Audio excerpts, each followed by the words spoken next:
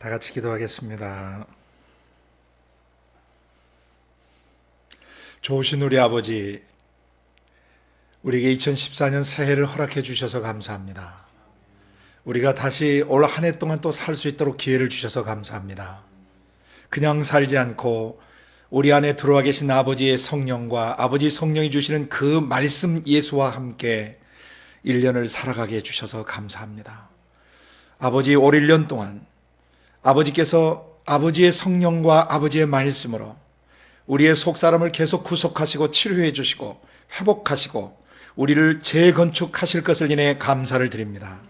우리를 재건축하실 때 자녀다운 자녀로 하나님의 아들답고 딸다운 신분과 권세를 가지고 살아가게 해주시고 또 추수할 영혼들을 거둬들이는 일꾼으로 또 사람을 죄와 죽음과 질병에서 건져내고 과거의 상처에서 건져내는 그러한 사람 낚는 업으로 세워주실 것을 기대하고 찬양합니다. 그리고 우리가 일꾼다운 일꾼으로 자라갈 때 하나님께서 천국의 지상 지도력을 발휘할 수 있도록 사도적이며 선지자적인 기름 부음 안에 우리를 두셔서 우리 자신이 지도자다운 지도자로 자라가게 하시고 또 지도력의 단련을 통하고 연단을 통해서 강해져 가게 하시고 모든 관계를 통해서 온전한 지도자로 자라가게 하시며 그리스도의 십자가와 함께 죽고 함께 사는 그러한 지도자로 자라가게 하실 것을 기대하고 십자가와 성령을 통해서 우리를 모든 예루살렘과 유다와 사마리아와 땅끝까지 이르러 증인되게 하실 것을 인해 감사합니다. 아버지, 오늘 조국교회, 대한민국에 안에 있는 모든 몸된 교회 지체들을 그런 사람으로 만들어주시고 북한 땅 지하교회 형제자매들을 그렇게 축복하여 주시고 북한 땅의 영혼들을 모든 굴레와 속박과 사상의 영들로부터 풀어주시며 귀신들의 억압으로부터 풀어주시고 속히 조국이 통일되게 하셔서 함께 아시아 대륙 속으로 아프리카 대륙 속으로 오세아니아 대륙 속으로 그리고 유럽과 북미와 중남미 대륙으로 복음 전하는 마지막 주자로 서갈 수 있도록 축복하여 주시옵소서. 그리고 온 세상 나라와 민족에 흩어져 복음을 전하는 모든 선교사님들을 위로해 주시고 격려해 주시고 지치고 상한 분들을 위로해 주시며 모든 질병이 있다면 치료해 주시고 이 시간 치유의 광선을 바라셔서 온전히 주의 역사를 감당할 수 있도록 강건케 도와 주옵소서. 아버지, 그리고 현지에서 또 예수를 믿는 형제자매들 핍박과 위협 속에 예수를 믿는 형제자매들 오늘 성령과 말씀으로 견고케 세워주시고 강건케 만들어주시길 기도합니다. 어떤 것도 두려워하지 않았고 그리스도와 함께 적의 담벽을 뛰어넘고 적의 세력을 꿰뚫고 갈 수 있는 영적 통찰력들과 기름 부음으로 축복해 주시옵소서. 또한 동시에 유스트림과 유튜브를 통해서 말씀을 듣는 전 세계 모든 예수 공동체 지체들을 축복합니다. 말씀을 들을 때 아버지는 그 말씀이 심령에 박히게 도와주시고 새겨지게 도와주시고 그 말씀과 함께 자신의 가정과 나라와 민족과 그 대륙 전체를 변화시키는 위대한 성령의 통로자로 서게 하여 주시옵소서. 오늘도 저희가 꼭 드려야 될 말씀을 가르쳐 주시길 원합니다. 저희가 잘 깨닫고 마음에 새길 수 있도록 도와주시옵소서. 말씀을 들을 때 치유가 일어나게 하시고 말씀을 들을 때 귀신들이 떠나가게 하시고 말씀을 들을 때 속사람 영혼이 예수의 형상으로 빚어지게 하여 주시옵소서. 그렇게 하실 주님을 찬양합니다. 예수님의 이름으로 기도드리옵나이다. 아멘. 감사합니다. 시작하기 전에 먼저 유스트림과 유튜브를 통해서 약 40여 개국 이상에서 계속 말씀을 듣는 형제 자매님들을 우리가 사랑하고 축복합니다. 지금 약 한 유튜브의 그 자료들을 보면은 전 세계 근무 한 40몇 개국 정도 돼요. 여기에서 계속적으로 말씀을 들으시는 분이 계시는데 여러분은 멀리 떨어 계시지만 성령 안에서 아버지 하나님의 뜻을 이루는 동역자들이십니다. 그래서 우리가 얼굴은 개인적으로 서로 뵙지 못하고 또 서로 알지 못하지만은 각 나라에서 이 말씀을 들으시고 또 각 나라에서 이 말씀을 가지고 기도하시는 분들, 우리와 그 메일을 통해서 서로 좀 교제가 일어났으면 좋겠습니다. 여러분이 사시는 나라와 민족으로 앞으로 지금 중보 기도자들이 다 들어가게 될 텐데 지금 올 2014년 1월 1일부터 이 중보기도 학교, 국제예수 공동체 안에 중보기도 학교가 시작이 됐습니다. 그것은 창세기부터 계시록까지 66권의 말씀을 가지고 그 말씀 그대로 나라와 민족들을 축복하고 그 다음에 선교사님들과 선교 현장과 또 디아스포라 전 세계 모든 나라와 민족에 흩어져 있는 우리 지체분들을 우리가 축복하는 것입니다. 모든 간사님들이 계속 여러분을 축복하며 기도하고 있고, 또 중보기도 학교에서 이제 말씀 66권이 그 성경 골조대로 뼈대대로 각 사람 안에 세워지게 되면, 이분들이 여러분이 유튜브를 듣고 계시는, 뉴스트림을 통해 듣고 있는 나라와 민족 속으로 중보기도를 하러 들어가게 될 것입니다. 그래서 여러분과 함께 계속 성령과 말씀 안에서 교제가 있기를 원합니다. 여러분이 초청을 해 주십시오. 우리의 이곳에 중보기도자들을 보내주십시오. 66권 말씀 가지고 우리 나라, 우리 도시, 우리 지역, 우리 민족, 또는 내가 살고 있는 이 대륙 속으로 올 수 있도록, 나라 속으로 올 수 있도록 그 중보기도자들을 보내주시고 사역자들을 보내주십시오. 기도하시면 아마 하나님께서 계속 이 중보기도 용사들을 일으켜 주시고, 또 대추수를 위해 나라와 민족 속으로 들어가는 선교사들을 일으켜 주실 것입니다. 함께 주님 오실 길을 준비하고 싶습니다. 여러분께서 혹시 각 나라 속에서 이 말씀을 듣고 계시는 분들, 그 현지 언어로 자막을 만드실 수 있다면 만드셔서 좀 띄워주시고, 그래서 전 세계 교회가 사도적이며 선자적인 터 위에, 66권의 말씀 터 위에 온전히 세워지고 온전히 회복되어져서 한 사람도 남김없이 우리가 사는 땅과 지역에서 복음 전해 듣고, 십자가 복음 전해 듣고 구원받고 영생 얻기를 원하고, 단순히 구원받고 끝나는 것이 아니라 예수의 형상으로 다시 빚어져 가고 창조의 원형인 지도력을 발휘할 수 있는 왕 같은 제사장들, 왕다운 제사장들로 일어서기를 원합니다. 아버지의 성령께서 복음을 듣지 못한 미전도 종족의 최우선권을 두시고 복음을 계속 전해가게 하실 때, 여러분들이 그 현장에서 우리의 동역자가 되어주시기를 바랍니다. 앞으로 선교사들이 지금 이곳에 훈련되고 있고, 선교사들이 계속 나라와 민족 속으로 들어가게 될 것입니다. 여러분이 함께 중보해 주시고, 전해 듣는 이 말씀을 가지고 여러분 자신의 삶을 살아내고 주변의 사람들을 또 가르치시고 일으키셔서 어찌하든지 속히 오실 예수님, 곧 오시게 될 예수님의 길을 함께 예비하기를 원합니다. 국제수 공동체는 성령 안에서 이 66권의 말씀을 기반으로 각 사람을 사도와 선자 터 위에 세우도록 부름을 받았고, 그분들이 성령 안에서 공동체를 이루어 팀을 이루어서 예루살렘과 유대와 사마리아 땅끝까지 가서 이 사도적 순회 선교를 감당할 수 있도록 부름받은 기독교 크리스천 공동체입니다. 그래서 지금 몇 분은 통신으로 저희와 함께 또 이것을 하고 있는 분도 계세요. 얼마나 귀하고 얼마나 사랑스러우신지 몰라요. 매일 계속 올 때마다 정말 그분을 위해서 우리가 축복하고 기도합니다. 전 세계 모든 나라와 민족이 성령 안에서 이 말씀을 기반으로 함께 네트워킹이 돼서 온 세상 나라를 섬길 수 있기를 간절히 원합니다. 언젠가 여러분의 얼굴도 그 각 나라마다 뵙기를 원합니다. 현재 우리나라 정부 통계를 보면은 150개 국가가 넘는 곳에 700만 명 가까운 디아스포라 한국인이 흩어져 있습니다. 거기에 계신 우리 한국인들 중에 예수님을 믿으신 분들은 그 나라와 민족의 선교사로 계시는 것입니다. 그 나라를 위해서 중보하시고 그 나라를 축복하실 때 여러분의 삶을 하나님 축복해 주실 뿐만 아니라 여러분을 복의 근원 삼아서 그 나라와 그 주변 국가들까지 복을 얻게 해 주실 것입니다. 이제 지난주에 이어서 말씀을 계속 이어갑니다.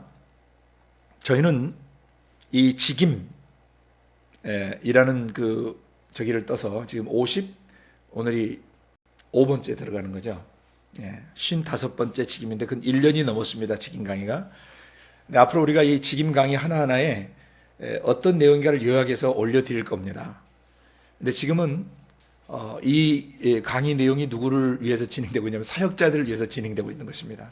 선교 현장으로 가실 사역자들을 위하고 또 국내에서도 사람의 영혼을 돌보는 그런 사역자들을 중심으로 일단 강의가 진행되고 있습니다. 이 내용은 예수님이 공생의 사역을 하시는 동안 1년 차에 어떤 기반 사역을 하시고 2년 차 전반부, 2년 차 후반부, 2년 차 전반부에는 사람을 죄와 죽음과 질병과 마귀로부터 건져 올리는, 낚아 올리는 그런 사람 낚는 어부, 일꾼들이죠. 또 그 영혼을 추수하는, 천국 곳간에 드리는, 전도에서 추수하는 일꾼들을 어떻게 세우시고 또 당신 자신이 친히 그 일꾼 되셔서 일꾼이 하는 일이 무엇인가를 보여주는 내용을 다루고 있습니다. 지금이 1년 정도 다뤄지는 내용은 복음서 제자도 1년차, 2년차 전반부 내용이 계속 다뤄지고 있는 것입니다. 그래서 이것을 체계적으로 공부하시고 말씀을 정돈하시게 되면 여러분 속 사람이 그 말씀에 의해서 사도적 제자도 1년차 기반을 갖게 되시고 또 2년차 전반부 기간을 갖게 되시는데, 특별히 지금 마태복음만 2년차 전후반부가 같이 계시되어 있어서 마태복음 4장 12절부터 14장 12절까지 예수님이 요 일꾼되고 지도자 된 사람들이 어떤 일꾼이 돼야 되고 어떤 지도자가 돼야 되고, 일꾼은 어떤 지도자로 자라야 되고, 또 지도자는 어떤 사역, 어떻게 사람을 낚아올리고 어떻게 추수해야 되는가를 동시에 보여주시는 양면 계십니다. 그 중에서 특별히 마태복음 5장, 6장, 7장은 사도들, 지도자들을 세우시고 난 뒤에 주님이 그 사도적 지도력, 천국 정부의 지상 지도력이란 무엇인가를 계시해 놓은 본문입니다. 그래서 마태복음 5장, 6장, 7장은 굉장히 중요합니다. 이것은 단순히 천국 백성이 지상에 사는 삶의 원리를 얘기할 뿐만 아니라 지도자가 어떤 사람이 진짜 지도자인가를 보여주는 건데, 마태복음 5장, 6장, 7장을 통해서 진짜 지도자가 어떤 사람인가를 배우셨습니다. 오늘은 지난 시간에 이어서 마태복음 7장 15절부터 23절까지 본문을 보면서 하나님 아버지께서 이 본문을 통해 오늘 우리에게 이 시대 교회에 무엇을 말씀하시고 이 시대 지도자들에게 뭘 말씀하고 계시는가를 우리가 듣기 원합니다. 지난 시간에 마태복음 5장과 6장의 지도자의 삶의 원리들, 실천 원리들을 배웠습니다. 그리고 7장에는 지도자가 그런 삶을 살지 않는 사람들을 그냥 단순히 비판해서는 안 된다. 먼저 자기 마음속에 있는 들보를 깨닫고 자기가 마태복음 5장과 6장의 원리대로 살고 있지 않는 영역들을 회개하고 그런 삶을 살아내면서 형제자매들의 양들의 눈 속에 있는 티를 뽑아내 줄 수 있는 지도자가 되어야 한다.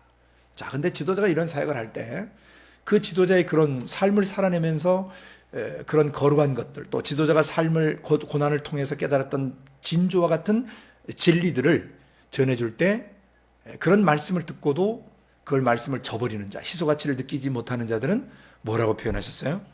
개들과 돼지들로 표현하셨어요. 그러니까 그런 사람들에게는 주지 말라. 그 속 사람을 교정해서 온전한 사람 되게 해주려고 하는데 반응하지 않는 그 사람들은 개, 돼지와 같이 반응하는 사람들이기 때문에 그들에게 주지 말라. 왜냐하면 그들이 그 희소가치를 모르기 때문에 그런 진리들, 지적들을 짓이겨버리고 밟아버리고 나중에 돌이켜서 지도자들을 찢어 상하게 한다. 그렇지만 그 다음 단락에서 뭐 해야 된다고 그랬어요? 구하고 찾고 두드리는 삶을 살게 되면 구하고 찾는 자에게 성령을 주셔서 가장 좋은 것, 성령, 하나님 영 자신을 주셔서 마태복음 5장, 6장, 7장의 삶을 살아낼 수 있도록 구하는 자에게 주시고 찾는 자에게 그래 살 길을 찾게 해주시고 두드릴 때 그 삶을 살아낼 수 있는 길을 열어주시고 또 한 부류 개들과 돼지들과 같은 사람들의 문제를 어떻게 다뤄야 될지를 구하고 찾고 두드릴 때 하나님께서 그 길을 주신다. 그리고 지도자인 너희가 양들이 이런 삶을 좀 살았으면 좋겠다라고 할 때 먼저 네가 뭐 해라? 그런 삶을 살아내라. 이것이 뭐다? 법이고 선지자다. 선지자들 통해서 하나님이 대언하시고자 했던 내용은 바로 지도자인 네가 먼저 본을 보여 살아야 한다. Lead by example. 본을 보여서 지도해 가거라, 이끌어 가거라 라고 말씀하신 거예요. 그러면서 지도자는 마지막으로 뭘 들어가야 된다? 좁은 문으로 들어가야 된다. 그러니까 무엇이 좁은 문인가? 마태복음 5장과 6장과 7장의 원리대로 사는 게 좁은 문으로 들어가는 거예요. 그럼 무엇이 넓은 문, 멸망으로 가는 건가? 그렇게 살지 않는 게 멸망으로 가는 문이에요. 그래서 생명으로 인도하는 문, 하나님의 심장에서 흐르시는 영원한 생명과 하나님의 신적 성품들, 그리고 신적 권능과 지혜들, 그 아름다우심들, 그것은 좁은 문으로 들어가는 사람들에게 열리는 것입니다. 그리고 나서 이제 오늘 본문이 이어집니다. 주님이 이제 마태복음 5장, 6장, 7장 산상수훈의 결론을 맺어가시는 부분인데 여기서부터 결론으로 봐도 되고요. 아니면 이것을 여기서부터 결론을 보게 되면 크게 결론을 3개 단락으로 나눠서 보게 됩니다. 내용상 서너 개 단락으로 나눌 수도 있어요. 그렇지만 오늘 이 본문은 저희가 한번 결론 이전의 내용을 한번 놓고 한번 보고 싶습니다. 15절 거짓 선지자들을 삼가라 그랬습니다. 거짓 선지자들을 삼가라, 이게 주제어예요. 거짓 선지자들을 주의하라는 얘기입니다. 조심해라. Be careful 또는 beware, 깨어 있어라 또는 watch out, 조심해라. 왜? 이놈들이 양들의 옷들을 입고, 이게 원문은 복수형이에요. 양들이 입는 옷을 입고 그 다음에 너희에게 뭐예요? 나오나 속에는 뭐다? 노략질하는 일이다 그랬어요. 겉은 뭐 같은데? 양 같은데 속은 노략질하는 일인데, 이 노략질하다라는 이 낱말 동사는 원래 하르파소라고 하는 낱말에서 유래됐어요. 이게 뭐냐면은 꽉 붙잡거나 seize 하거나 또는 catch up 하거나 뭐라고 그러죠? 그거 보고 캐치업을 잡아 올리다, 꽉 움켜쥐다 또는 snatch away, 잡아채다, 강제로 뺐다, 강탈하다, 그런 뜻에서 온 낱말이에요. 그래서 노략질이라는 말은 원래 영어에 rapacious라고 이제 번역을 하는 게 가장 좋은데, 탐욕을 부르는, 강탈하는, 그리고 강제로 빼앗는, 갈취해가는 이런 낱말 뜻이에요. 그러니까 거짓 선지자가 이제 누군지를 계시하시는 거예요. 가짜 지도자가 누군지를 계시하시는 겁니다. 지금까지는 진짜 지도자가 살아야 될 덕목을 얘기하셨잖아요. 하나님이 세우신 지도자는 이런 사람이다. 마태복음 5장과 6장, 7장의 원리를 따라 사는 사람, 요 앞 단락까지 사는 사람이 진짜 지도자인데 가짜 지도자들이 있다. 그래서 사도인 너희들, 이런 가짜 지도자가 뭔지를 알아서 이런 가짜 지도자가 돼서는 안 된다라는 메시지가 있고, 또 여기 산상수훈에 몰려든 수많은 군중들은, 양무리들은 가짜 지도자가 뭔지 분별할 줄 알게 해주시는 것이죠. 무엇이 가짜 지도자인지 분별할 수 있게 도와주시는 겁니다. 자, 그럼 그 다음 보십시다. 이와 같이 좋은 나무마다 아름다운 열매를 맺고 못된 나무가 나쁜 열매를 맺나니. 여기 좋은 나무는 좋은 지도자를 말하겠죠. 그죠? 좋은 지도자는 무슨 열매를 맺어요? 예. 아니, 잘못, 제가 한 절 먼저 건너뛰어 버렸군요. 죄송합니다. 2절을 건너뛰어 버렸네. 이쪽이 지금 조명이 안 돼서 어두워가지고 제가 후레쉬를 켜고 봐야 돼요. 16절, 그의 열매로 그들을 알지니 가시나무에서 포도를 또는 엉겅퀴에서 무화과를 따겠느냐. 그의 열매는 영적 그 지도자라고 하는 삶, 지도자라고 하는데 그 사람이 진짜 지도자인지 가짜 지도자인지 분별하려면 뭘 봐야 된다? 열매를 봐야 된다.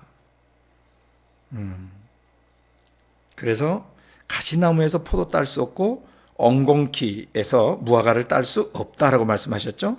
이와 같이 좋은 나무마다 아름다운 열매를 맺고 못된 나무가 나쁜 열매를 맺는 것이다 그러셨어요. 그러니까 좋은 나무는 좋은 지도자를 말하고 못된 나무는 나쁜 지도자, 악한 지도자를 말하니까 선한 지도자, 말씀대로 하는 선한 나무, 선한 지도자와 말씀대로 하지 않는 악한 지도자를 말씀하시는 거예요. 19절, 아름다운 열매를 맺지 아니하는 나무, 밑에다 지도자라고 써야 돼요. 물론 그리스도인도 여기 들어가겠죠. 아름다운 열매를 맺지 않은 나무, 그런 지도자, 그런 사람마다 뭐 하게 된다? 찍혀 불에 던지게 된다. 지옥 가게 된다는 뜻입니다. 굉장히 중요합니다. 20절, 이름으로 그의 열매로 그들을 알리라. 진짜와 가짜 지도자를 구별하는 방법이 뭐다? 열매를 보면 안다 그랬어요. 그 다음 소단락으로 나눌 수도 있고 연결해서 볼 수도 있는데 우리 연결해서 보겠습니다. 그날에는 많은 사람이, 여기에 많은 사람이 1차적으로 많은 지도자들이 그 말입니다. 수많은 목사들과 수많은 전도사들과 수많은 교육자들과 수많은 선교사들과 수많은 영적 지도자들이 뭐라고 그럽니까? 예수님에게 나더러 이르되 주여 주여 나더러 죄송합니다. 또 넘어갔네요. 21절 나더러 주여 주여 하는 자마다 천국에 다 들어가는 것이 아니다. 다만 하늘에 계신 내 아버지의 뜻대로 행하는 자라야 들어가는 것이다. 그러세요. 무서운 얘기입니다. 주여 주여 예수님 부른다고 해서 다 천국 들어가는 게 아니라는 것입니다. 22절 그날에는 많은 사람이 나더러 이르되 주여 주여 우리가 주의 이름으로 선지자 노릇하며 주의 이름으로 귀신을 쫓아내며 주의 이름으로 많은 권능을 행치 아니하였나이까 하리니. 보세요. 이 세 가지 일들은 귀신 쫓고 그 다음에 예언하고 그 다음에 많은 권능을 행하면 대부분 이런 사람들은 그리스도의 몸에서 지도력을 가지신 분들이에요. 지도력의 은사가 나타나신 분들이에요. 교회에서 그 사람을 지도자로 안 써서 그렇지 이 선지자 역할하고 이 예언적 음성을 대언하고 그 다음에 귀신들을 쫓아내고 여러 가지 능력을 행하는 분들은 그리스도의 몸 안에서 지도력을 가지신 분들입니다. 성령의 기름 부음이 나타나신 분들인데 이분들이 이렇게 했을지라도 23절 그때에 내가 그들에게 밝히 말할 것이다 그랬어요. 뭐라고요? 내가 너희를 도무지 알지 못하니 불법을 행하는 자들아 내게서 떠나가라 하리라 하고 그 다음 달락 그러므로가 연결됩니다. 그러므로 진짜와 가짜 지도자는 구체적으로 어떤 사람이냐 하면서 결론을 맺어가는 거예요. 그러니까 결론의 어떤 서막과 같은 것이죠. 그렇죠? 예. 자, 오늘 여기서 우리가 다뤄야 되는 것은 거짓 선지자예요. 가짜 지도자. 모양새는 양 같은데 속에는 노략질하는 일이에요. 이 거짓 선지자에 되는 헬라 원문은 푸슈도, 이게 가짜라는 접두거든요. 푸슈도 프로페테스, 푸슈도 프로페테스, 거짓 선지자, 거짓 예언자라는 뜻입니다. 앞에 있는 푸슈도는 가짜라는 뜻이고 false, 영어의 false prophet, 가짜 지도자인데요. 이 예언이라고 하는 프로페테스라는 말을 잘 이해를 먼저 하셔야 돼요. 개념정의를. 그래야 오늘날 진행되고 있는 수많은 예언 사역들, 수없이 설교하고 가르치는 그런 사역들 중에 뭐가 진짜고 가짜인지를 사도들은 정확하게 이해해야 된다는 것입니다. 사도는 마치 그 오케스트라의 전체를 지휘하는 지휘자와 같다 그랬어요. 오케스트라 안에 여러 첼로 팀들이 있고 또 성악 팀들, 여러 보컬 팀들, 또 보컬 안에서 여러 소프라노, 알토 여러 저기 있는데 이 종합 관현악단 같은 또는 전체 어떤 오케스트라 같은 그 팀 안에서 전체를 지휘하는 분이 사도 같은 분인데 이 사도들은 오늘 임직됐는데 예수님의 밤이 맞도록 기도하셔서 사도를 세우는데 사도라고 하는 것은 진짜와 가짜를 구별할 수 있어야 된단 말이죠. 진짜 사도는 거짓 예언들을 분별할 수 있어야 돼요. 그리고 거짓 선생들을, 거짓 가르침들을 분별해낼 수 있어야 돼요. 그래서 오늘 예수님이 사도분들에게 방금 임직된 부름받은 사도들에게 말씀하시는 거예요. 거짓 선지자들을 조심해라. 그 선지자가 뭐냐? 개념정의부터 되네요. 프로페테스라는 말은 프로페테이아, 예언이라는 낱말에서 오는 건데요. 그 프로라고 하는 접두어는, 헬라어의 접두어는 미리란 뜻이에요. before, 영어에 미리 전에. 그리고 페테스는 페미라고 하는, 페미라고 하는 그런 말하다, 선언하다라는 동사에서 와요. to say or to declare. 말하다, 선언하다. 근데 이 말하다, 선언하는 페미라는 동사는, 페미는 여러분이 잘 아시는 폰에, 음성이라는 낱말에서 원래 나왔습니다. 그러니까 프로페테스 또는 프로페테이아, 예언이라고 하는 또는 예언자라고 하는 이 낱말은 제일 먼저 폰이라고 하는 음성을 듣는 거죠. 음성 들은 걸 뭐 하는 거예요? 페미, 말하고 선포하는 거죠. 그것을 예언이라고 그러고 그걸 하는 사람을 예언자라고 그래요. 그래서 많은 사람들이 예언하면 미래일을 점치는 것, 미래일을 예견하는 것만 얘기해요. 그건 성경이 말하는 예언하고 그 예언의 온전한 뜻이 아니에요. 성경이 말하는 예언은 과거와 현재와 미래라는 시간과 상관없다고 그랬어요. 그 일이 과거에 관한 얘기든 현재에 관한 일이든 미래에 관한 얘기든 중요한 것은 시간이 아니고, 성경이 말하는 예언은 하늘의 하나님이 그 당사자에게 미리 또는 전에 말씀을 하셨는가가 가장 중요한 키예요. 아멘. 그러면 모세 같은 분은 천지창조 시대에 없었어요. 그렇지만 그가 시내산에서 하나님께 계시를 받을 때 천지창조 과정을 하나님 보여주셔야 안 보여주셔요? 과거의 일이에요. 모세는 유명한 선지자예요. 그렇지만 선지자가 미래만 얘기하는 게 아니라 말이죠. 과거의 창조 역사, 왜 창조하시고 어떻게 창조했으면 그걸 통해서 말씀하시고자 하는 것이 무엇인가는 하나님의 심장에 품으신 뜻과 경륜과 섭리를 모세는 시내산정에서 이해했던 것입니다. 과거에 대해서 들었던 것이에요. 그리고 현재 진행되고 있는 이스라엘 백성의 대언할 음성을 듣고 대언했고, 장차 오실 메시아를 또 뭐예요? 예언했어요.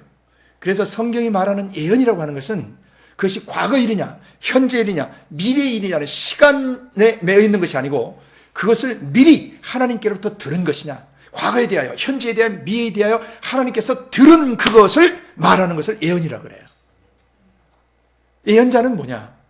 하나님이 당신의 마음속에 심장 안에서 생각하시고 뜻하시고 계획하시고 구상하셨던 것들을 말씀하실 때 그것이 과거의 것에 관한 한 사람의 과거에 대하여 또는 현재에 대하여 미래에 대하여 그 당사자에게 미리 하나님이 알려주시고 미리 말씀해 주시는, 먼저 말씀해 주시면 그 사람은 그 시간에 선지자로서 예언자로서 사역을 감당하는 것입니다. 그래서 예언이란 뭐냐라고 정의를 내릴 때 베드로후서 1장 19절부터 21절까지 정확하게 사도를 통해서, 베드로 사도를 통해서 예언의 정의를 내렸다고 그랬어요. 그것을 더 확실한 예언이라고 표현을 했어요. 변화산산에서 직접 음성을 듣고 어떤 환상을 보았던 것보다 더 확실한 예언, 눈으로 보고 귀로 실제 음성을 듣고 실제 모습을 영적으로 봤지만은, 초자인 걸 봤지만은 그것보다 더 확실한 예언이 있다. 왜 더 확실하냐? 사람 본 거 과장할 수 있고 들은 거 과장할 수 있지만 그것을 책에 글자로 기록해버리면 그 글자를 누가 고치지 않는 한 그 글자는 완벽한 것이에요. 변기할 수 없단 말이죠. 그래서 그런 것보다 더 확실한 예언이 우리에게 있는데, 이것은 어두운 데 비치는 등불과 같습니다. 어두운 역사, 어두운 구약시대, 아직 하나님에 대해서 잘 알지 못하는 모든 것들, 또는 죄로 인해서 어두워진 것들, 영적 무지로 인해서 오는 어두움, 영적인 죄로 말미암아 오는 어두움들을 밝히는 등불이 뭐냐면 예언이에요. 근데 그것이 날이 새서 샛별이 너희 마음에 떠오를 때까지인데, 그 구약 기나긴 어둠의 역사를 지나서 샛별, 그것은 계시록 22장 16절에 보면 나 예수는 다윗의 뿌리요 자손이며 광명한 새벽별이다. I'm the bright morning star라고 표현하셨단 말이죠, 예수님이. 그래서 이 샛별은 예수예요. 그래서 구약 성경 39권을 어둠을 비추는 등불로 우리가 받았는데, 그 등불이 언제 역할이 끝나냐면 날이 새서 해가 떠오르면 끝나는 거예요, 등불의 역할은. 그래서 날이 새서 역사의 여명이 밝고 하나님의 경륜과 섭리가 이루실 때가 돼서 예수님이 오셔요. 샛별 대신 예수가 너희 마음에 떠오를 때까지 이 구약 성경을 주의해서 봐야 된다. 왜? 이 구약 성경이 곧 나 예수에 대하여 증거하는 것이기 때문이다 라고 예수님 요한복음 5장 39절에 말씀하셨고, 요한복음 12장에 또 후반부에 말씀을 하셨어요. 모세가 나에 대해서 증거했다는 것이죠. 나 예수에 대하여. 내가 성경, 구약성경에서 영생을 얻으려고 해서 구약성경을 상고하거니 구약성경이 곧 내게 대하여 증거하는 것이라. 근데 너희가 영생을 얻기에 내게 오지 않으니 참 놀랍다 이 말이죠.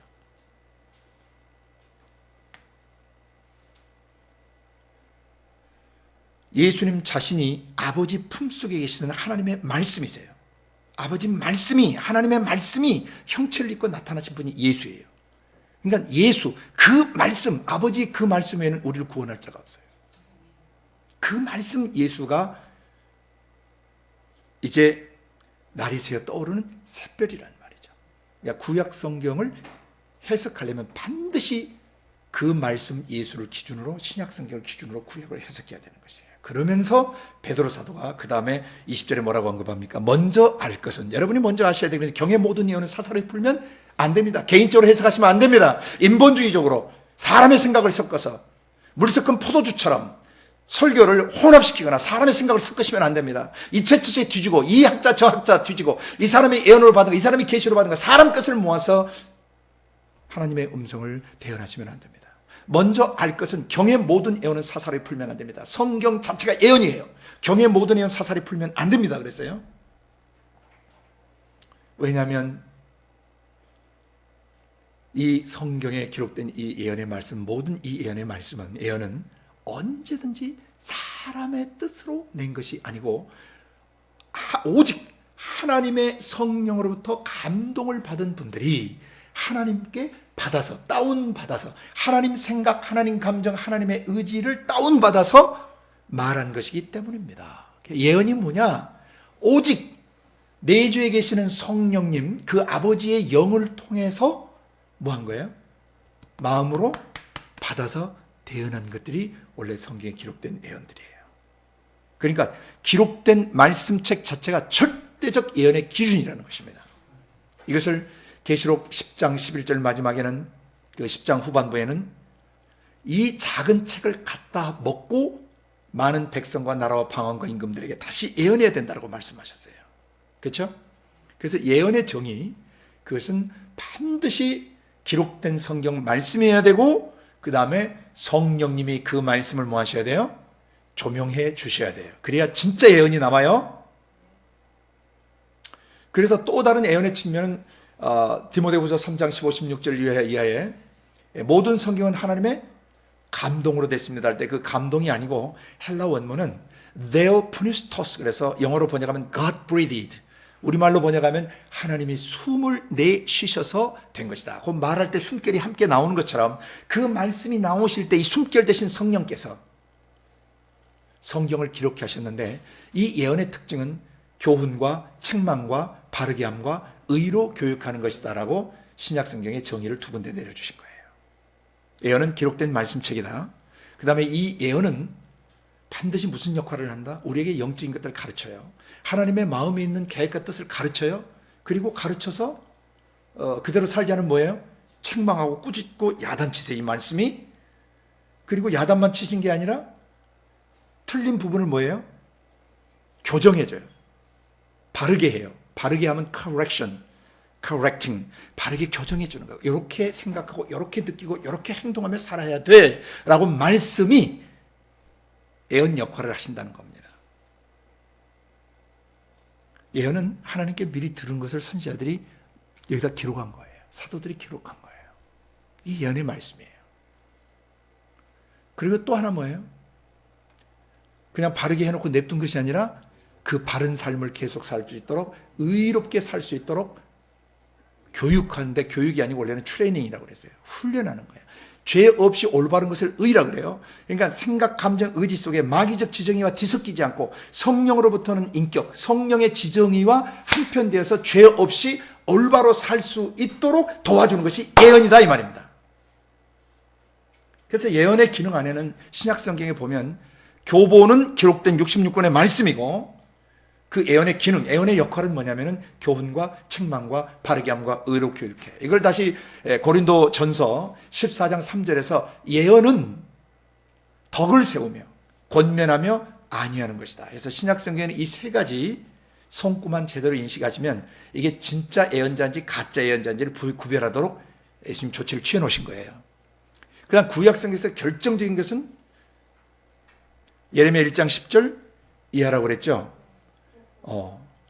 나는 아이입니다. 내가 어떻게 예언 사역을 합니까? 어떻게 내가 대언하는, 설교하고 대언하는 사역을 합니까? 너는 아이를 하지 마라. 내가 너를 누구에게도 보든지 가면 되는 것이다. 그리고 내 말을 내 입에 두겠다. 이게 예언이에요. 내 말, 하나님이 하시고자 하는 말을 그 선지자 입에 두겠다.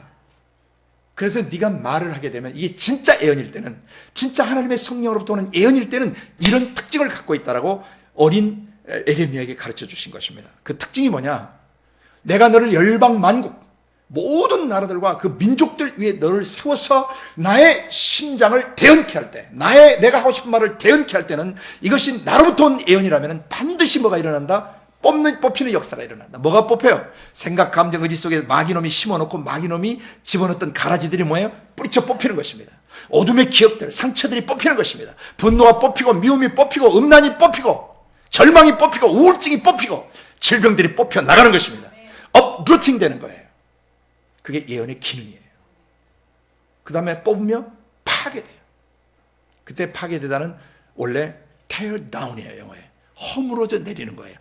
나중에 와르르 무너뜨려 버리는 것이에요. 뿌리를 뽑아서 tearing down, 완전히 무너뜨려 버리고, 우리말 성경에는 뽑으며 파괴하며 파멸하며 넘어뜨리며 건설하며 심는, 앞자 따서 외웠죠? 뽑파파넘 건심 6개 외웠는데, 그 뽑으며 파괴하다는 게 마귀놈이 사람의 생각과 감정과 의지 속에 지어놓고 인본주의적으로 지어놨던 모든 사고의 기들과 감성 체계들과 의지 체계들이 뭐예요?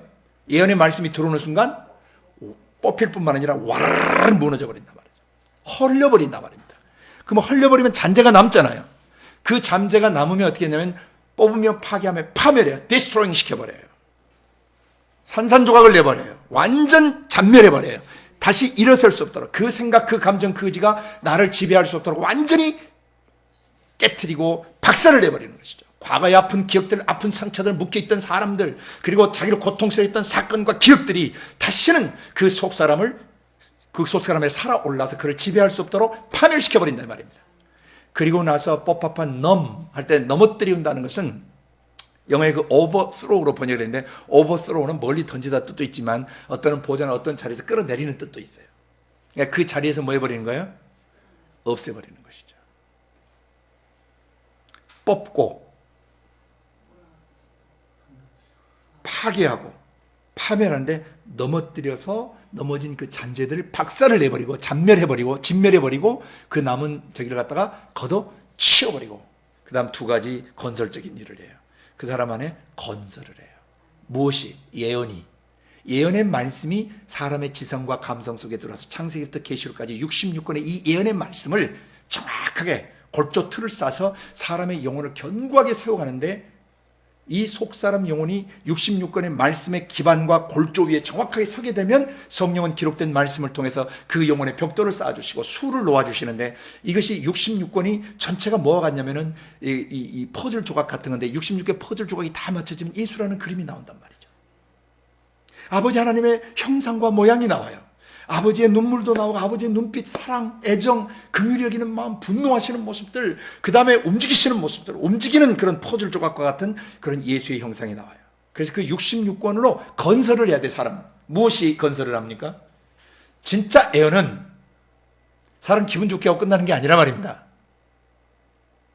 진짜 예언은 반드시 사람의 영을 빌딩 업, 오이코도메오, 집을 지어요. 사람의 생각과 감정과 의지에 하나님의 말씀의 벽돌로, 하나님의 성품으로, 하나님의 능력으로, 하나님과 인격적으로 만난 그 사귐을 통해서 사람의 영혼이 건축되게 하고 사람이 예수의 형상으로 수놓아져 가도록 하는 것이 진짜 예언이란 말입니다. 그래서 그 틀을 딱 사람 속에 66권 말씀 가지고 세워준 다음에 그 속에 심어요. 말씀의 씨를 심어요. 자라요. 30배, 60배, 100배 결실을 맺게 돼요. 그러니까 진짜 예언 사역이 뭔가를 일단은 신약성경 세 군데서 하고 구약성경 한 곳에서 정확하게 보여주셨어요. 그런데 오늘 마태복음 본문에서 예수님은 예언, 진짜 예언이 무엇이고 가짜 예언이 무엇인가에 대한 가장 원론적인, 사도적인 원리를 계시하고 있는 것입니다. 굉장히 중요한 겁니다.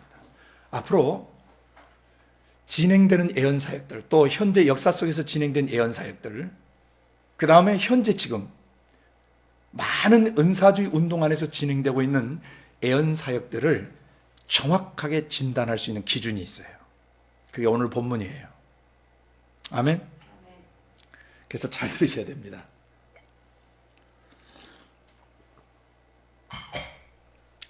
많은 잘못된 예언들이 역사 속에서 진행되었고 지금도 진행되고 있고 앞으로도 주님 오실 때까지 거짓 예언들이 진행될 것입니다. 특별히 성령 안에서 예언 사역자로 부름받으신 분들은 오늘 특별히 주목하셔야 됩니다. 특별히 여러 지역교회에서 애언 사역을 훈련하고 계시는 분들이나 또는 선지자 사역을 하시는 분들, 또 사도 사역을 한다라고 하는, 또 소위 자기를 사도라고 말하고 선지자라고 말하는 사람들, 그 진짜 사도인지 가짜 사도인지, 진짜 선지자인지 가짜 선지자인지, 진짜 애언 사역을 하고 있는지 가짜 애언 사역을 하고 있는지 오늘 예수님이 사도들에게 가르치신 이 지도력 교본 본문을 잘 들으셔야 돼요. 거짓 선지자, 거짓 예언을 하는 사람들을 주의해야 한다. 조심해야 한다. 너희 자신도 그런 사역자가 돼서는, 그런 예언 사역자가 돼서는 안 되고, 그런 거짓된 예언을 해서는 안 된다.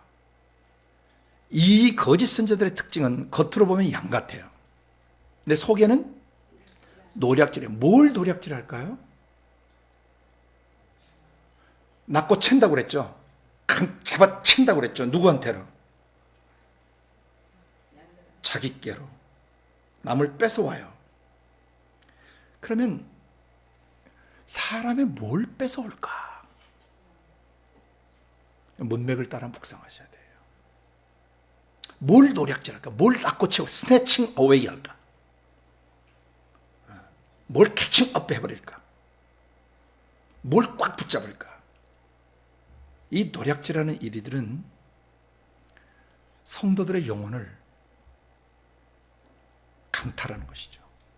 노략질하는 것이죠. 이걸 다른 표현을 하면 어린 양의 신부를 납치에다가 강간하는 것이에요.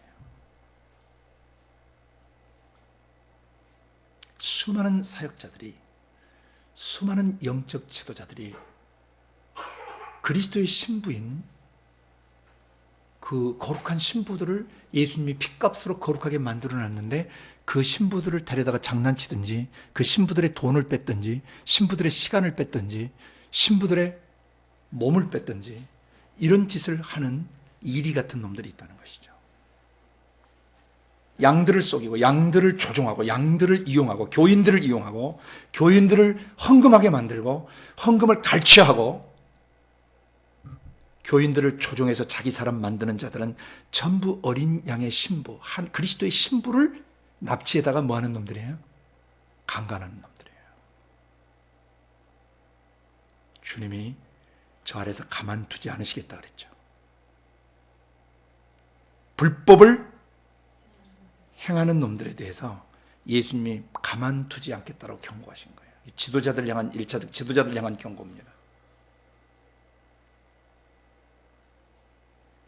그리고 그 다음 절을 보세요.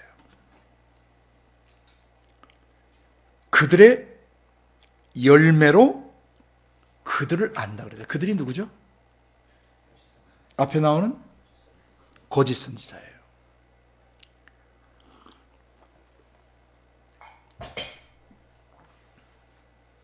열매. 거짓 선지자들에게 어떤 열매가 맺혀져 있는가를 보라는 거죠. 좋은 나무가 나쁜 열매를 맺을 수 없고, 좋은 나무가 나쁜 열매를 맺는 건 불가능하다. 가시나무에서 포도가 나올 수 없고, 엉겅퀴에서 무화과 나무가 나올 수 없는 것처럼, 이 지도자가 올바르지 못한 지도자에게서는 좋은 열매가 나올 수가 없다. 근데 그 좋은 열매, 선한 열매, 아버지 말씀대로 하는 선한 열매를 맺지 않으면 마지막에 찍혀 뭐한다? 불에 던져온다. 애언 사역을 했지만 지옥 갈 수 있다. 목회 사역했지만 지옥 갈 수 있다. 사도 사역했지만 지옥 갈 수 있다. 선교사 사역했지만 지옥 갈 수 있다. 교회에서 교육자로 사역했지만, 전임 사역자로 사역했지만 뭐 할 수 있다? 지옥 갈 수 있다.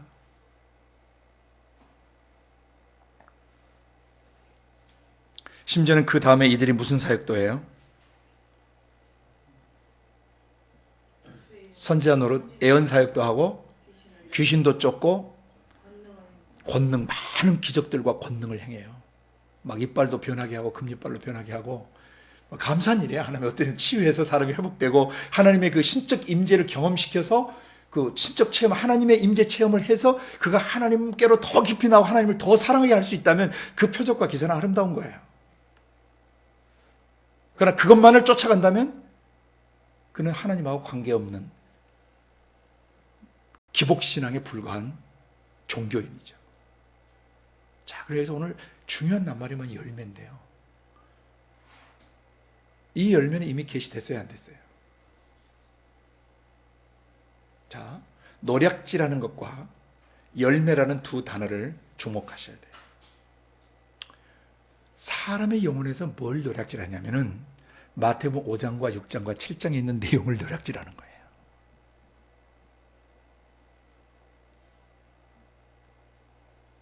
그가 가난한 심령을 갖지 못하도록 강탈하는 거죠. 그가 애통하지 못하도록, 그가 온유한 사람 되지 못하도록 그의 일생을 갈취하는 거예요. 또 의로에 줄이고 목마른 삶을 살지 못하도록, 정의로운 삶을 살지 못하도록 그 영혼을 갈취하는 거죠. 낚아채버리는 것이죠. 양들로 하여금 심령이 가난하고 애통하고 온유하고 의에 줄이고 목마르게 살게 도와줘야 될 목자가 그들을 그렇게 하지 못하면 그들의 겉으로는 목회, 교회라는 이름을 갖고 목사라는 이름을 갖고 사역자라는 이름을 갖고 영적 지도자라는 이름을 가졌을지 모르지만 그는 뭐한 것이에요? 성도들의 영혼을 뭐하는 것이에요? 그는 노략질하는 일이에요.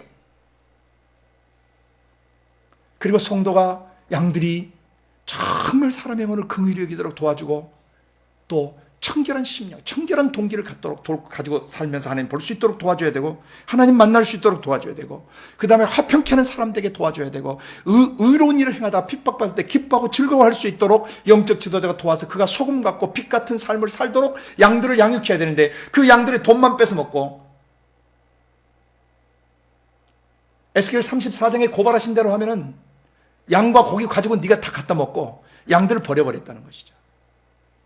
좋은 것 다 빼먹고 양들을 황폐하게 만들어버렸다는 것이죠. 이게 가짜 예언자들이에요. 가짜 선지자들이고 가짜 사도들이고 가짜 복음 전도자들이고 가짜 목사들이고 가짜 성경 교사들이고 가짜 사역자들이에요. 가짜 선교사고. 지도자를 천국 정부에서 판가름할 때는 이 지도자가 진짜 지도자라면 스스로 뭐하고? 심령에 가난하고 애통하고 온유하며 의에 줄이고 목마르고 긍휼히 여기고 청결한 심령을 가지고 살고 다음에 화평케 하고 의에 줄이고 의를 인하여 핍박받을 때 낙심하지 않고 기뻐하고 즐거워하는 삶을 스스로 살 뿐 아니라 양들로 하여금 소금 같고 빛 같게 살게 만들어주는 사람이 진짜 지도자고 진짜 애언사역자라는 것입니다.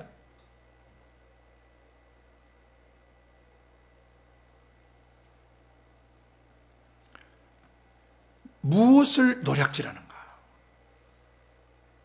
무엇을 노략질하는가? 구약 성경을 잘 못 보도록 올바로 해석해 주지 않는 서기관과 바리새인들이 바로 겉으로는 종교적 어떤 종교적으로 제스처를 딱 쓰는 거죠. 굉장히 세계 평화를 위해서 WCC 같은 운동도 바로 그런 거예요. 겉으로는 뭘 쓰고 있는데 양의 탈을 쓰고 있는데 속에는 노략질하는 이리와 같은 사상과 철학과 신학들이 뱀처럼 또아리를 틀고 있는 것이죠. 저는 그 WCC 안에 가입되어 있는 순수하고 선한 목자들이 빨리 나올 수 있기를 바라요.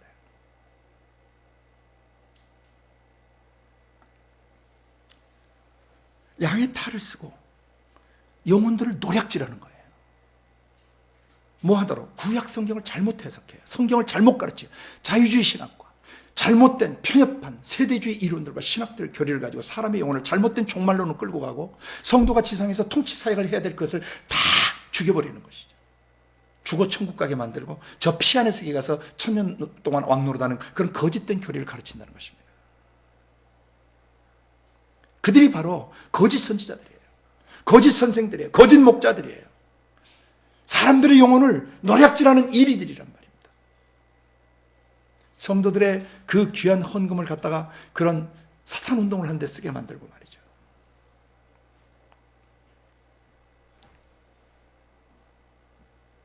그 다음에 살인 문제에 있어서 간음하는 성적 부도덕의 문제, 성적 윤리 문제에 있어서 이혼하는 문제에 있어서 맹세하는 그런 교만의 문제들, 지가 주인 돼서 하는 교만의 문제들, 그 다음에 눈에는 눈, 이에는 보복심들을 다뤄주는 문제에 있어서 마지막에 이웃은 사랑, 원수는 미워하라는 그런 잘못된 가르침에서 원수를 사랑할 수 있는 가르침을 따라 살도록, 원수를 사랑하며 살 수 있도록, 원수를 사랑하고 미워하는 자를 선대 친절하게 대해주며 저주하는 자들을 축복하고 모욕하는 자들을 위해서 기도해 줄 수 있는 성도가 되도록, 양이 되도록 가르쳐주지 않는 사람들은 그 성도의 영혼을 갈취하고 강탈하고 빼앗아가는 그런 이리 같은 놈들이라 이 말이죠.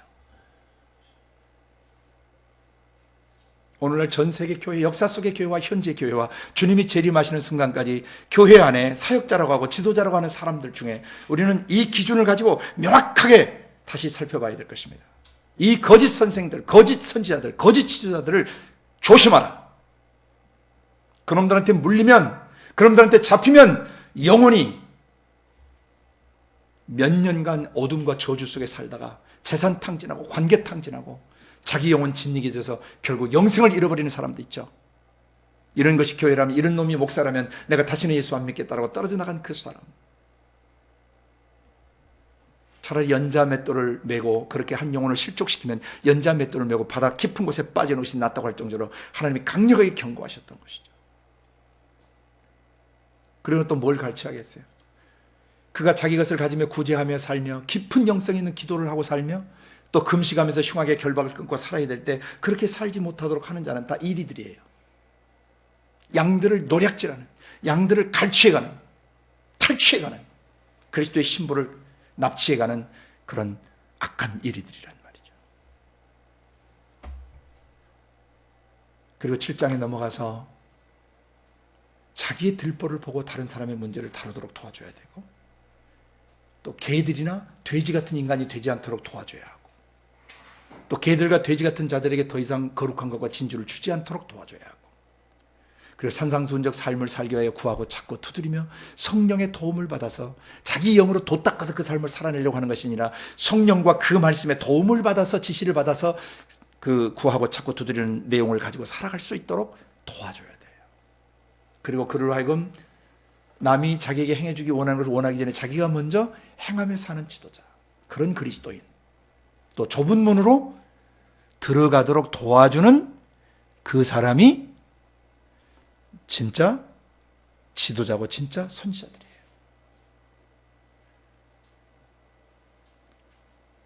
모임만 가면 헌금을 걷어내고 부의 이동이니 부의 축적이니 그런 건 우리가 하는 거 아니에요.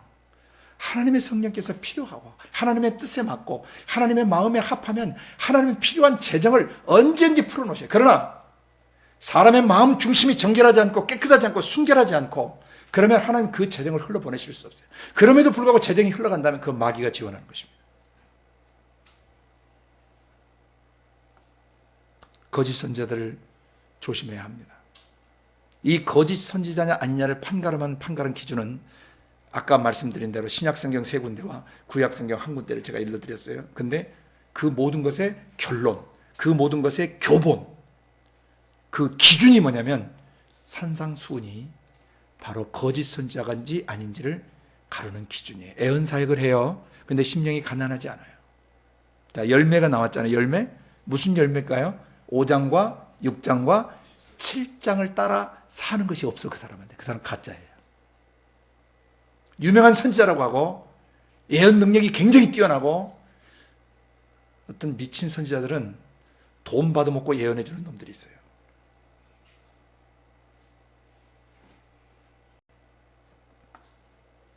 예언 카페라는 것을 하면서 사람들이 얼마씩 돈을 받고 커피를 팔아가면서 예언하는 이런 정신 나간 사람들이 있다는 것입니다.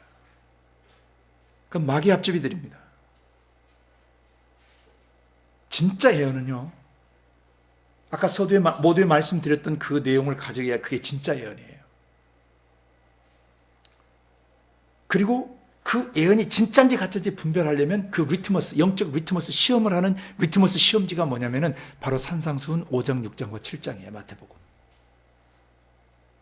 저 예언 사역자가 정말 심령이 가난한 사람인가, 탐욕으로 가득 찬 놈인가, 뭔가 지 것을 끌어모으고 지 교회를 일으키고 뭔가 지 왕국을 세우려고 하는 놈인가, 그러면 절대 따라가면 안 됩니다. 그건 일입니다. 그 영적 지도자 따라가면, 그 선지자 따라가면 그 사람 영혼 멸망합니다. 저 선지자 안에 과연 외통함이 있는가? 저 선지자가 정말 에레미야의 심정과 호세아의 심정을 가진, 망가지고 깨어진 영혼들을 향해서 정말 가슴 찢어지게 울고 정말 중보하며 아빠는 아비의 마음과 어미의 마음을 가지고 있는 선지자인가? 그거 없으면 그거 가짜예요. 우리 틈은 시험지예요. 산상수훈이. 진짜 선지자와 가짜 선지자를 너무너무 정확하게 구별할 수 있도록 기준을 주셨어요. 세 번째, 그 선지자가 온유한가? 그 예언사역 한다는 사람이 온유한가? 아니면 남을 지배하고 조종하는 무서운 사람인가? 제가 아는 모 기도원에 있는데 이 기도원 원장이 미쳤어요. 성도들이 헌금을, 거기 가서 은혜 받고 기도원에서 은혜 받고 헌금을 하면은, 예를 들어서 50만 원을 쳤으면 50만 원이 뭐야? 동그라미 하나 더 쳐! 해가지고 500을 했다가 망해버렸어요, 그 사람이. 제가 직접 만난 사람이에요, 기도원에서. 그래서 제가 그 기도원에서 바로 나와버렸습니다. 그래서 나중에 보니까 그 기도원 망했어요.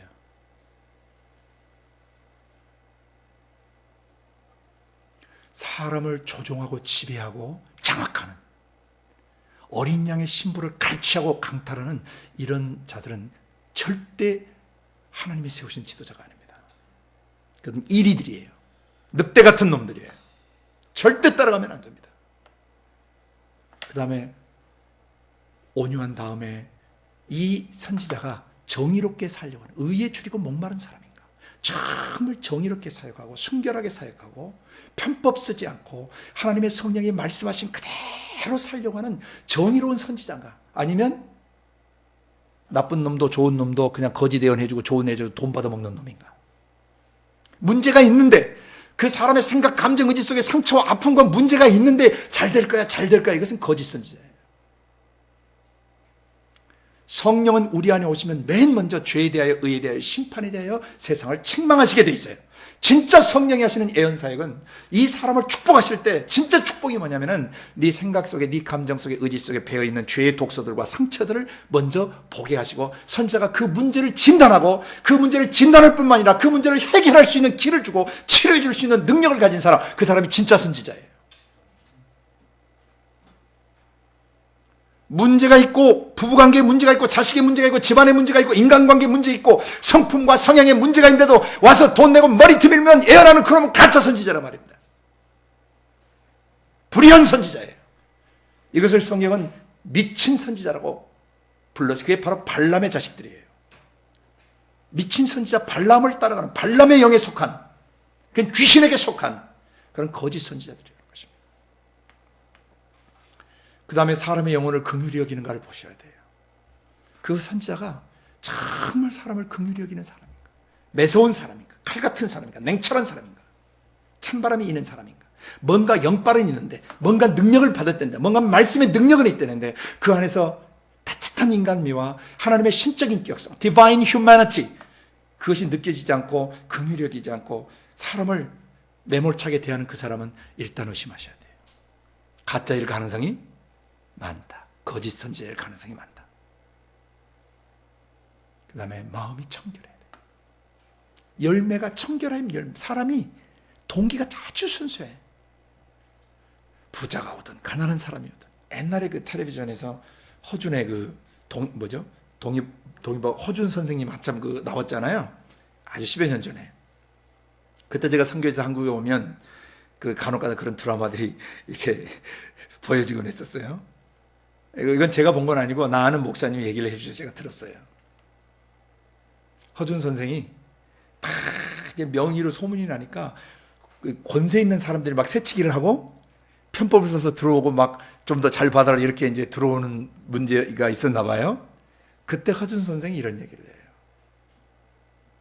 제 눈에는 양반 상놈이나 지체 높고 가난한 지체 상놈들이 보이는 것이 아니라 제 눈에는 환자만 보입니다.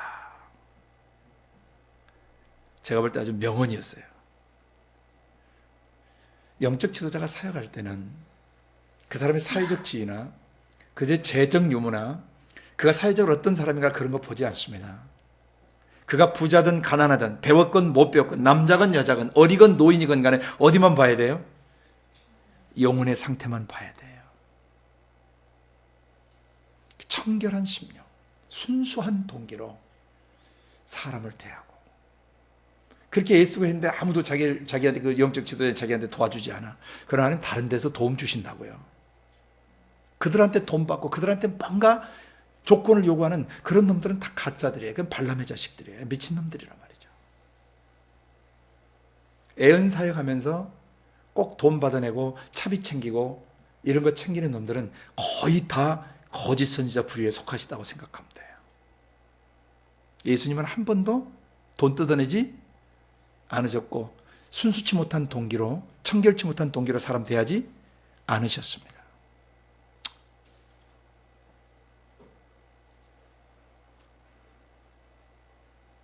그 다음에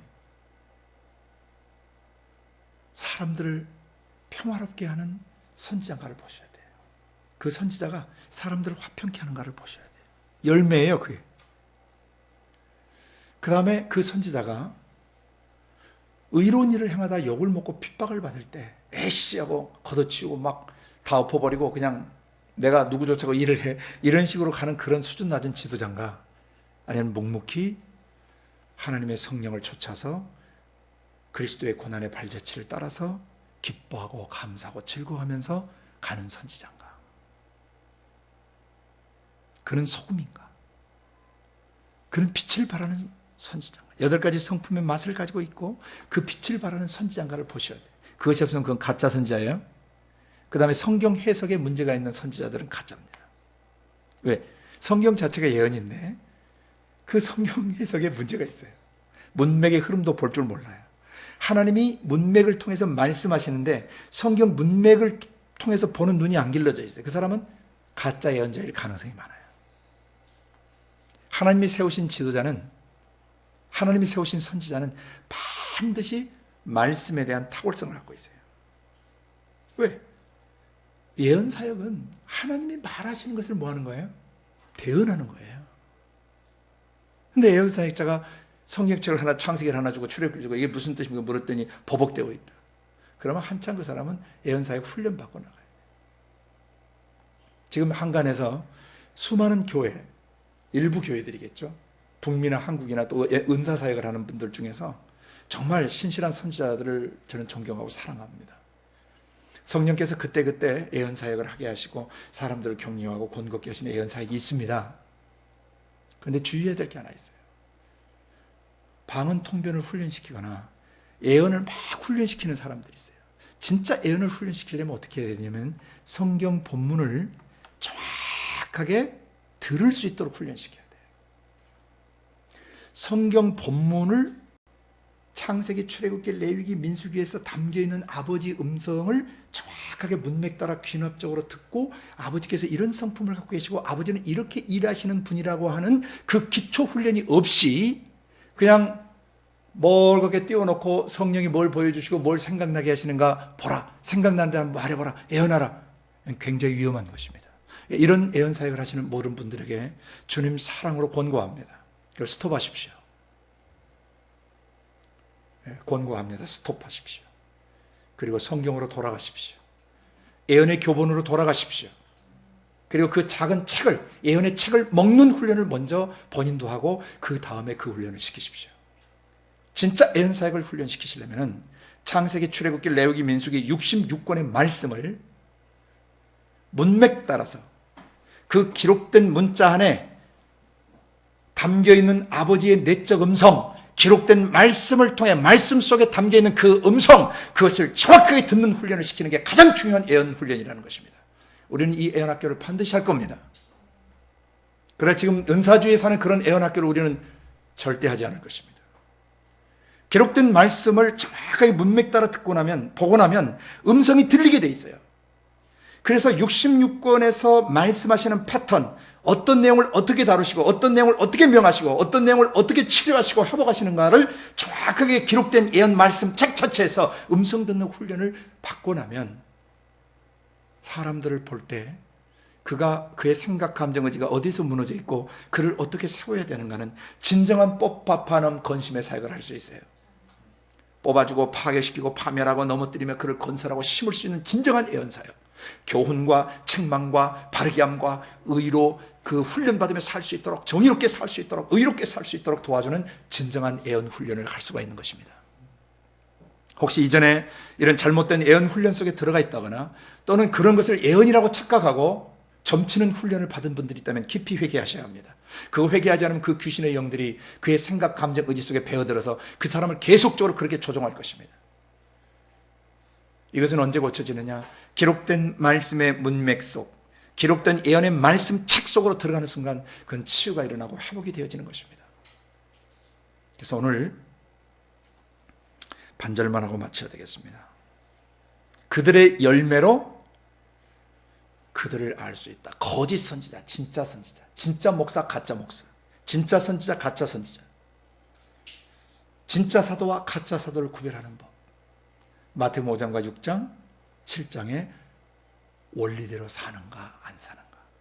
7장에 넘어가서 구제사역이나 기도사역, 금식하는 거. 그 다음에 재물을 다루는 사도적 재정관. 마태복음 6장에 나오는 것들이죠. 그 다음에 7장에서 개, 돼지를 다룰 줄 아는가. 성령 안에서 산상수훈적 삶을 살아낼 수 있도록 구하고 찾고 두드릴 줄 아는가. 그리고 먼저 행하면서 다른 사람에게 행하는가. 그리고 좁은 문으로 들어가는 지도자인가. 이것이 진짜 선지자와 가짜 선지자, 진짜 지도자와 가짜 지도자를 다루는 기준이라는 것입니다. 마태복음 5장, 6장, 7장은 앞으로 지도력 사역에 있어서 굉장히 중요한 기반입니다. 저 사람이 진짜 목사냐 가짜 목사냐. 마태복음 5장, 6장, 7장 가지고 점검해야 합니다. 이것이 예수님이 가르친 진짜 지도자가 누군가 하는 그런 가르치심입니다. 우리는 아직 온전하지 않지만 마태복음 5장과 6장, 7장을 따라 사는 그런 사역자, 그런 지도자로 자라가기 원합니다. 같이 기도하겠습니다.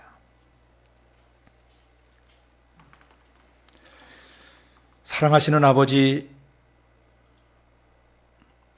우리를 파괴시키고 넘어뜨리시려고 이 말씀을 주신 것이 아니고 어찌하든지 우리가 회개하고 온전한 자일에 서게 하시려고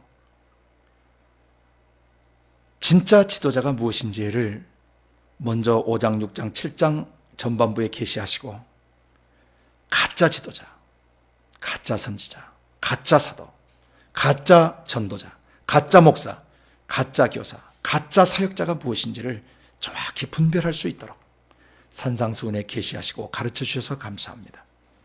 우리는 일평생 사람의 영혼을 갈취하지 않겠습니다. 강탈하지 않겠습니다. 어린 양의 신부를 이용하거나 조종하지 않겠습니다. 어린 양의 신부를 목숨 다해 그리스도와 같이 섬기는 그런 종이 되기로 결정합니다. 그리고 우리 삶에 마태복음 5장과 6장, 7장의 삶을 살아내는 열매를 맺기 위해 온몸과 마음을 다해 애쓰겠습니다. 산상수훈적 내용들이 삶으로 나타나지 않는 가짜 지도자를 따라가지 않게 해주시고 그런 거짓 지도자들로부터 양들을 빼내서 어린 양께로 돌이키는 더럽혀진 신부들과 강간당한 신부들과 이용당한 신부들을 다시 성령과 말씀으로 다시 세우는 저희들이 되도록 기름 부어 주옵소서. 감사하고 예수님 이름으로 기도드리옵나이다. 아멘.